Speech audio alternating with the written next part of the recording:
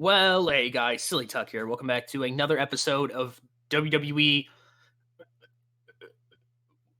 What the fuck are we calling this series? I've just called it WWE with Puddy because that's all that it is to me.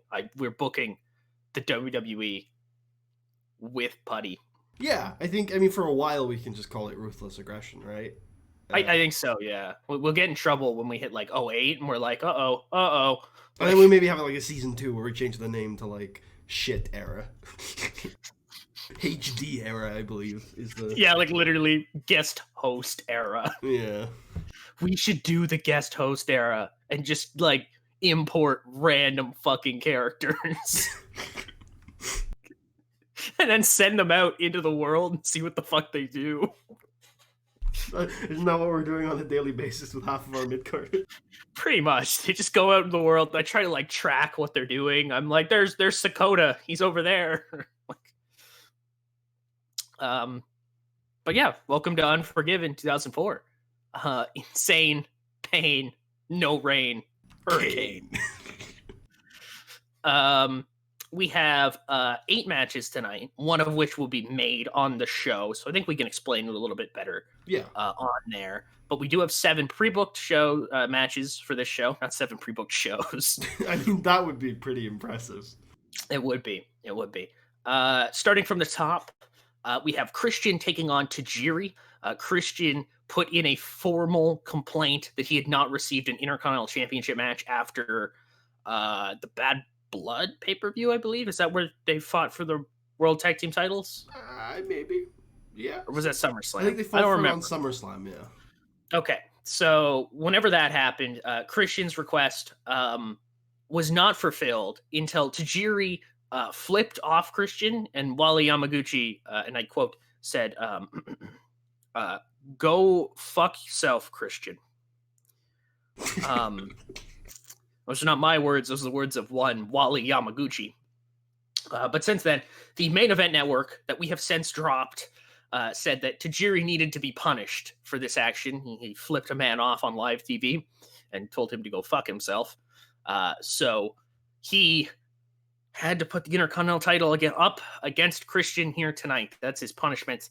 And Christian has brought in something maybe to, he says, shift the tides in Tajiri's favor, which is weird and makes no sense. So obviously something's afoot. As he's brought in George Hackenschmitten, a local little league umpire, in order to referee Tajiri's matchup because of Tajiri's love of the sport of baseball.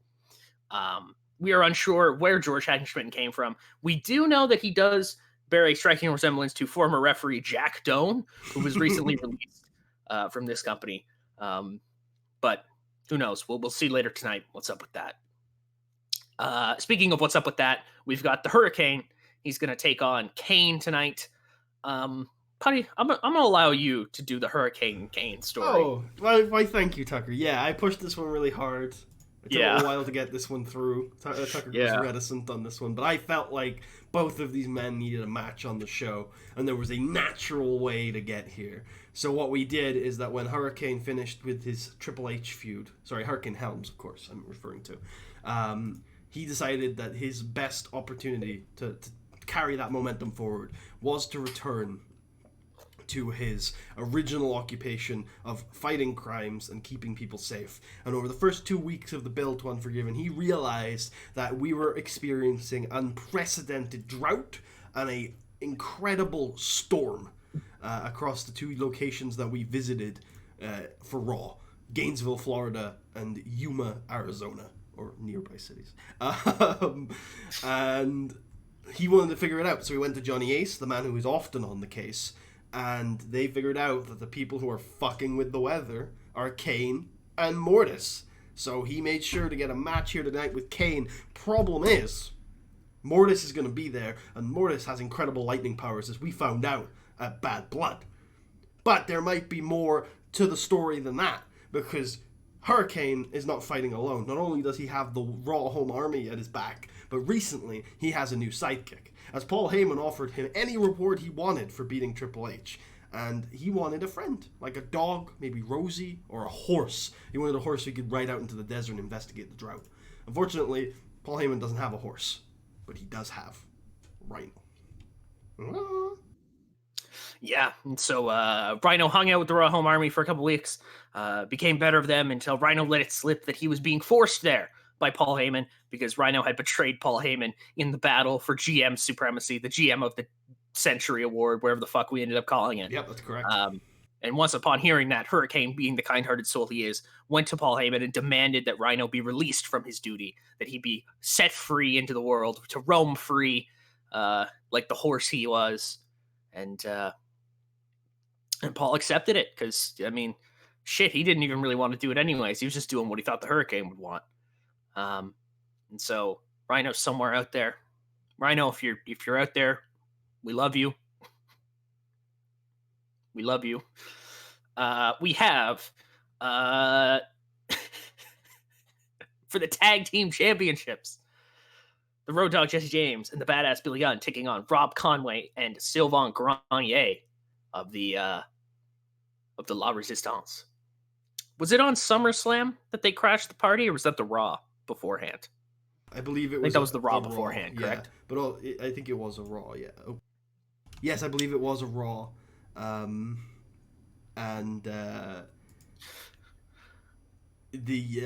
you just said the La Resistance. Yes. Lies the. I refuse to acknowledge their language. Also, I'm gonna point out for people watching at home that are probably very confused. The reason why I had just repeated myself a bunch of times is because Tucker could not hear me for a period of me replying, yes, it was on the Raw. That makes sense. Yeah. Anyways, so so they all of a sudden an ad came on the television one night. Well, Billy Gunn and Road Dogg were watching Raw as they do, and it was an ad that labeled them as fatards. And obviously, everybody on Raw was very disturbed by this. Such language, such as that, would not be tolerated until we found out what it actually meant. It was much worse. It meant party crashers. So tonight, the New Age Outlaws not only have to defend their tag team titles, but clear their names as two fun dudes who will not crash your party. They are totally acceptable. Please invite them to things. They're old now. They don't get many opportunities to socialize. This is all they have. Anyways, there's two women's matches on tonight's card. There's Lita taking on Victoria and Nydia taking on Trish Stratus for the women's title. Trish Stratus beat Nat Hart at SummerSlam to become the WWE Women's Champion for the fifth time maybe. And so Paul Heyman kept bringing all these different ideas for opponents to Trish, and she kept turning them down, specifically Victoria, who had just returned from a quad injury. Trish Stratus, unaware that Victoria was even injured, said that she wasn't sure Victoria had it in her because she hasn't done anything all year. Victoria took this personally, and being the crazy bitch she is, started to attack Lita. As much as I appreciate the storyline, I think the phrase "crazy bitch" may be omitted from your description of it. Okay. Oh, never mind, actually. That's a worse word to use. You can say crazy, I think. I mean, I'd perhaps try something else, but you can say crazy. Just definitely don't say the female competitor with anger issues. Perfect. You don't need to say female, though. You could just say competitor. The bitch with anger issues. A bitch also. Can we just steer clear? Victoria's been attacking Lita because, as was put by Stacy Keibler, Trish Stratus, Lita, and Nat Hart all have their heads up their ass and believe that they're just going to swap the belt between the three of them. There are other women in this division, as Nydia proved when she actually saved Lita from an attempted beatdown by Victoria. It was that act of bravery that led to Trish Stratus demanding a match against Nydia tonight, putting that women's title up on the line, giving an opportunity to somebody, proving that dastardly devil Stacy Keibler wrong. And Lita's fighting Victoria in a hardcore match because I thought it would sound fun. And we have two blockbuster main events tonight. Puddy, I will allow you to take one. Ooh. Which one do you want? I think Triple H, Shawn Michaels. Okay, I'll do the world title then right now. The World Heavyweight Champion Randy Orton was ejected from Evolution. You've seen the angle a billion times, probably. I'm not sure. It's 2004. I'm not sure how well video gets around in 04. I was like, on week 2 of September 04, I'm like 3. So, please, I don't know. I don't know whether or not you can even see video. Does video exist in 2004? I don't know. Did you just look at pictures? Could you watch anything? I don't know. I wasn't there. I mean, I was there, but not in that sense. Anyways, Randy Orton was ejected from Evolution, and it was announced that he would take on the 2 other members that were victorious in the Beat the Clock Challenge, Eddie Guerrero and Shelton Benjamin. However, Orton, trying to break up Evolution, went to Batista and told Batista that Triple H had Batista removed from the Beat the Clock Challenge in favor of Ric Flair. Batista went to go see Val Venis, the informer, to figure out if that was true. Val Venis confirmed it and showed Batista video footage. Batista, still not believing it, went and saw Paul Heyman, who Paul Heyman reminded Batista that he was literally out there on the stage with Eddie Guerrero, squaring up against him when the Beat the Clock Challenge was announced by Eric Bischoff. Batista, still not believing it, just had to, I guess, accept it. He asked if there was any kind of way he could get himself back in the title picture, and Eric Bischoff gave it to him. If he could beat Shawn Michaels within 10.5 minutes, the time it took Randy Orton to defeat Tajiri? Tajiri. Yeah. To beat Tajiri, then he could get into that match. And guess what? Batista did it. Thanks to Triple H. But Batista did it. He made his way into this match. He fought an uphill battle. And tonight, it's a fatal 4-way for the world title. Guerrero, Benjamin, Batista, Orton, Latino Heat, Gold Standard, Animal, Legend Killer. And finally, the main event. Yes, of course. Because Triple H was not happy when he heard about that triple threat being announced. And he came out and said that he wanted the world title shot. In fact, he's Triple H. He wanted the world title just given to him. Paul Heyman said that was a great idea, but he was unfortunate. He didn't think Triple H really wanted that because he thought Triple H was going to be quite busy at Unforgiven. That's when, returning from his Loser Leaves Town SmackDown match at SummerSlam, Shawn Michaels super kicked Triple H in the face. And as we all know, that is a recipe for a feud. Because Triple H, when he sees Shawn Michaels, needs to just excise him from the planet. And those two have been brawling and fighting and bickering ever since. And Vince McMahon, also unhappy with the Unforgiven main event, came back one Raw, said, Paul, I made you GM. I don't really like that main event. It's got Eddie Guerrero and Shelton Benjamin fighting for the world title in it. I'm going to make a different one. Triple H, Shawn Michaels. A real main event. And that's our main event this evening, once in a lifetime. There we are. We're finally ready to get into it. This is Unforgiven 2000. Oh, God. Unforgiven 2004. What was that? Oh, We're God. important. I burped. I was like, what? Let's do it. Let's do it. Also, you say finally, that was one of our shorter intros. It was only like 13 minutes. Oh, never mind that. That's okay. Here we are. Big bang, bang, boom, boom. Not yet, though. Actually, it's just a video package recapping pretty much what we did. Got some like sad music with Batista being like, "He replaced me? Why?" Get some footage of Shelton Benjamin beating Lance Storm on TV. Eddie Guerrero telling Ric Flair he didn't fuck his mom. Triple H and Shawn fighting. And Randy Orton with the belt. Debuting his new theme song, of course. Yeah, there's the boom, boom, boom, boom, boom, boom, boom. Rest in peace, Dave Scott. Jim Ross and Jerry Lawler welcome us all to Unforgiven 2004.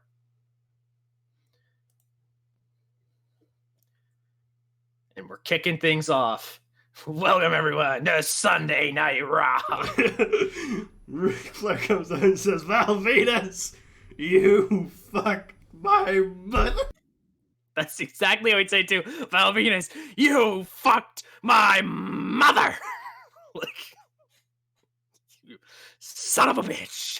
Flair demands a match tonight. Val Venis agrees because it's Ric Flair and he would never give up. His first pay-per-view payday all year. It's like, yep. And Paul Heyman says, sure, but not right now.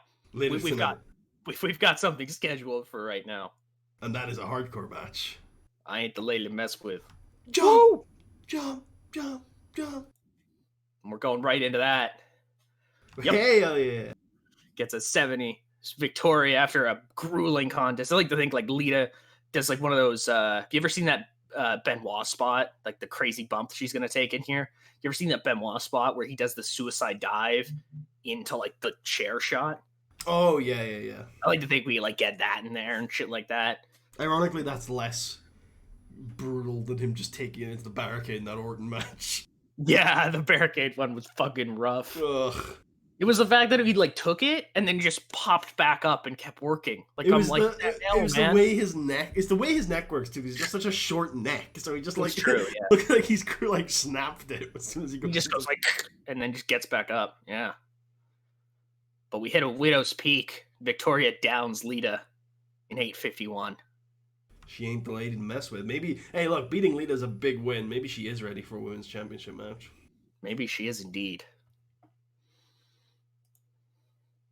You go ahead, buddy. Yeah. So tonight's sponsor is Clearsol, and we're just gonna, as we are in the gardens, we take a look at Doink relaxing and sitting in a nearby garden, applying some Clearsol. He's like, my makeup's coming off. What the hell? This works so well. It's Mickey Mouse, apparently. Christian and Test are backstage. They discuss their IC title match. Do you have anything specific they're saying in here, or just them discussing? Christian is your character. Christian is my character. Yep. It's good enough for me. What do we got next? I think it's a match. It is a match. Maybe it's...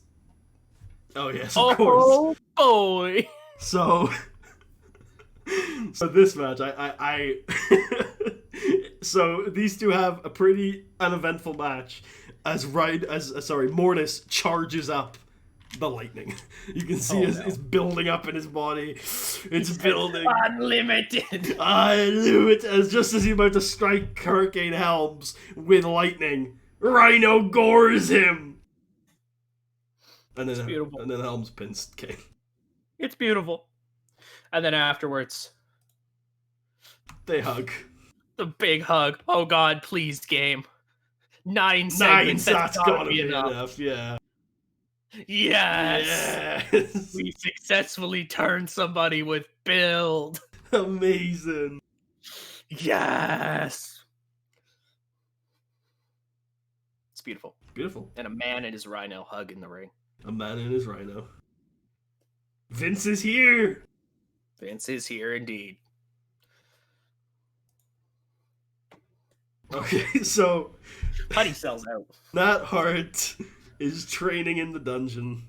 No, explain it like you explained it to me. Okay, I will. She's training in the dungeon. She's very sweaty, and she isn't wearing a lot of clothes. She has 40 overness. That got a 57. That was successful. We move. We take those. This is where we've gone, right? Where did I started booking in what? June? We've hit September. Puddy's doing a sex appeal angles where I'm vouching for 2 women's matches on the pay-per-view, one of them being a hardcore match. To be fair, I had some oversight on those storylines. So, it's not like I disapproved of the 2 women's matches. That's true. That's true. You didn't disapprove of them, but I mean, I definitely disapprove of this. Do you? Why? No, who am I kidding? It's fine. Yeah. I mean, we're still focusing on the training. We're just giving people what they want. Give the people what they want. She's still young. Jesus, we're moving on. Not that young, Jesus. I hope. Hey, Christian! The George Hackenschmitten. Fast counted pinfall from George Hackenschmitten. Oh my God. George Hackenschmitten, the Little League umpire, is no longer a Little League umpire. That's how he was available to be hired by Christian to referee this match. George Hackenschmidt was barred from the Oregon State Little League Umpires Club because he was known to take bribes from the children. Oh my God. And with his help, Christian captures the Intercontinental Championship. From Tajiri, our hero.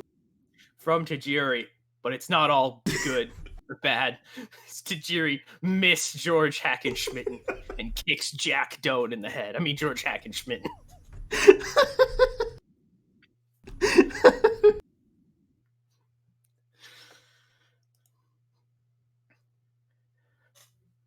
Randy Orton runs into Batista backstage. Orton tells Batista that maybe someday Batista could be world champion, but never being the lapdog that he is now. Batista's like, I am not a dog. Yeah, I'm not a dog. I am Batista man. is, I am animal, but not dog, like tiger. No, not tiger. Humans are actually animals, Randy. We are evolved from apes. We are all animal. Mammal. Orton's like, go lie down, Dave. Go lie down. You're thinking too much. You're going to be all worn out by the time the match comes around.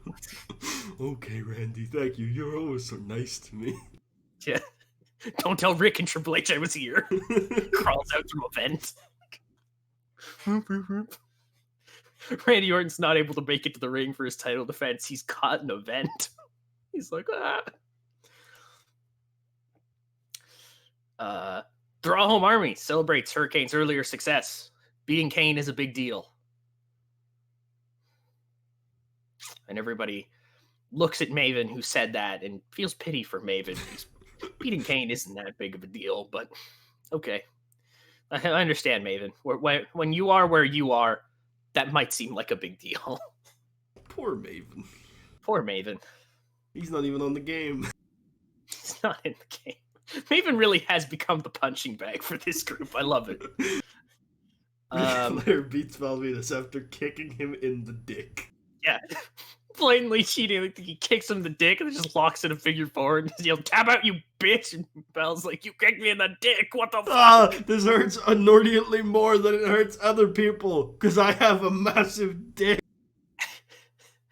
Val Venis is forced to tap out in a banger.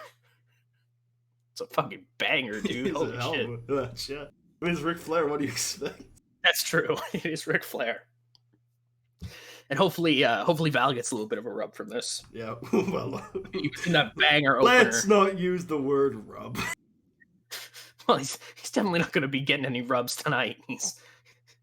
Unless it's from an ice pack. Yeah.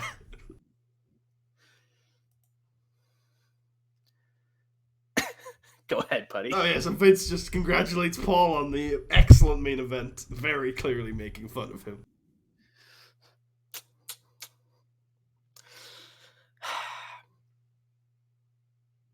Poor Paul. Poor pal. This one was yours. Yep. Jerry Lawler remarks that if you use Clearasil, your face can be as smooth as Jim's ass. Well, actually, King, my ass isn't it? Jerry just stares at JR. Like, just fuck you, Jim. We play the Fatards ad. We play the fabled Fatards ad, in which Billy Gunn and Road Dogg are both classified as Fatards by Rene Dupree. Uncut and uncensored. Terrible. Now that we know that we don't really need to censor it. Yeah. And the New Age Outlaws make their way to the ring. As Road Dogg says, it's the DOGG with the BADD. And they are back. This not on crack. Road Dogg's not addicted to crack. Billy Gunn says, I'm still addicted to crack. Ass crack. And they're like, hey. And if you aren't down with that, I got 2 words for you. Suck it. Tag titles on the line. Grenier and Dupree, baby. They fucking did it. La Resistance boys back on top. Dun, dun, dun, dun, dun, dun, dun. Dun, dun, dun, dun, dun, dun, dun, dun, dun, dun. Grenier just like yells, "Fatards!" and like a down road dog spits on him. The real party people have arrived. La Resistance are once again your World Tag Team Champions.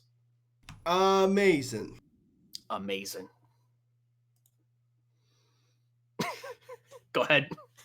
So, we cut backstage to Johnny Ace holding the French dictionary. He says, oh, I guess they were fatards after all.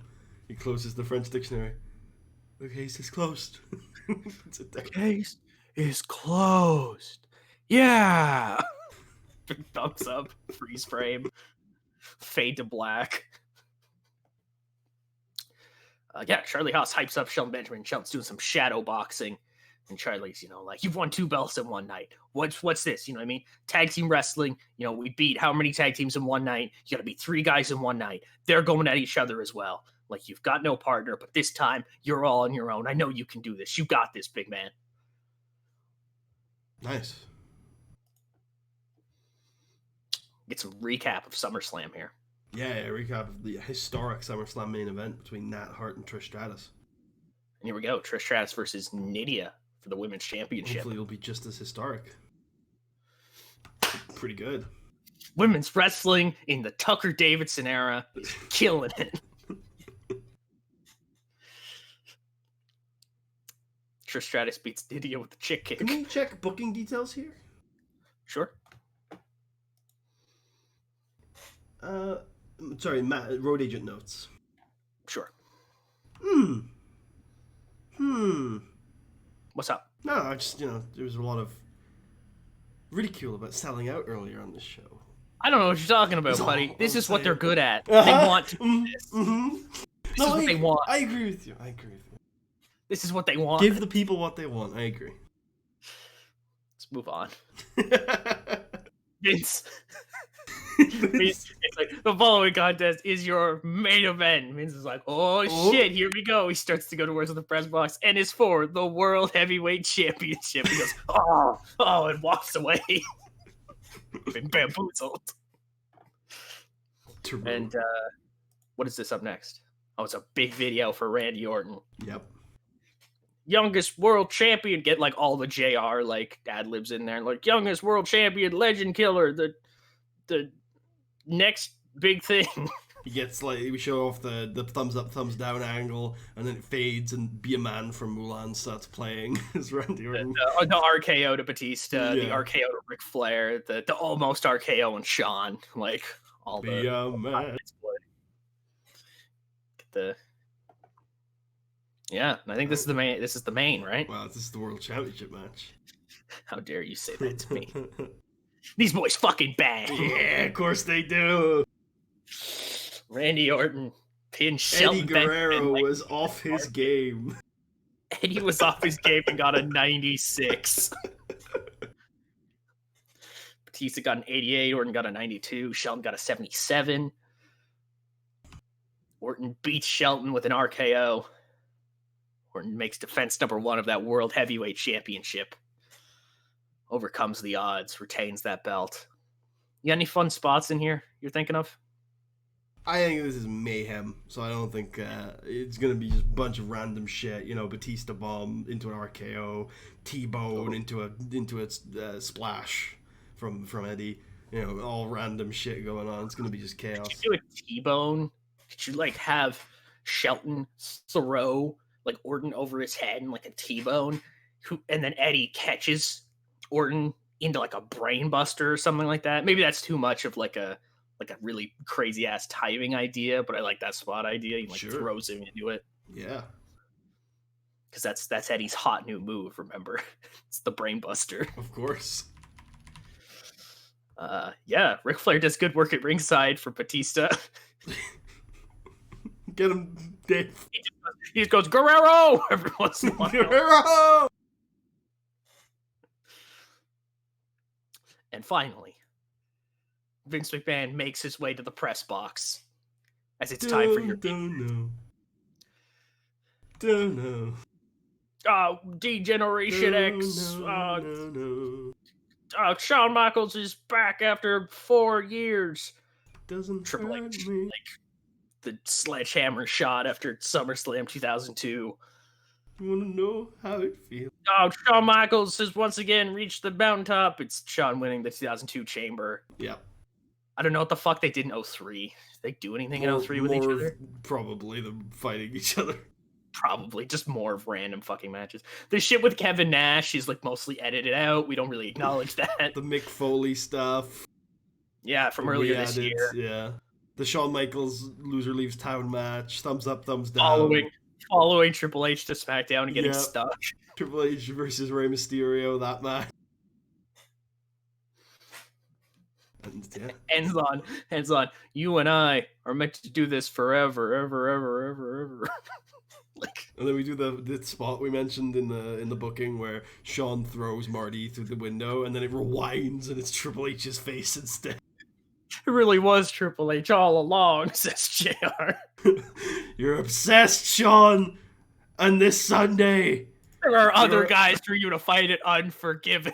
Shawn, your obsession dies, but you will still remain unforgiven. And the video package hit Shawn's theme. Shawn entrance. He thinks he's cute, but he knows he's sexy. He knows he's sexy? Why does he think he's cute, but he knows he's sexy? What the hell, man?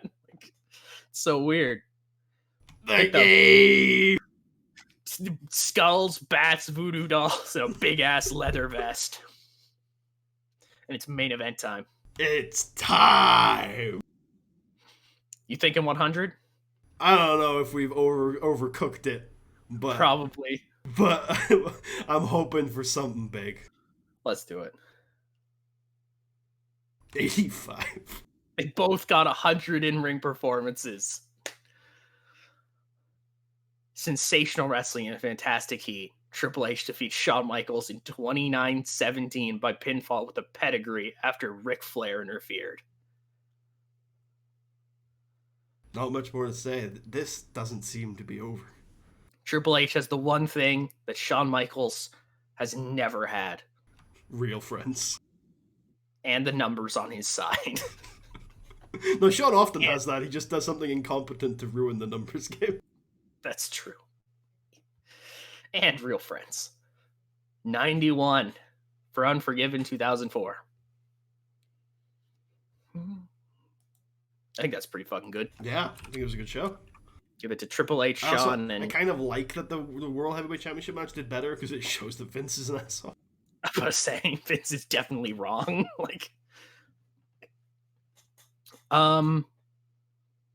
Yeah. Anything else there? I don't think so. Join us for No Mercy. Join us for No Mercy. SmackDown. Coming soon.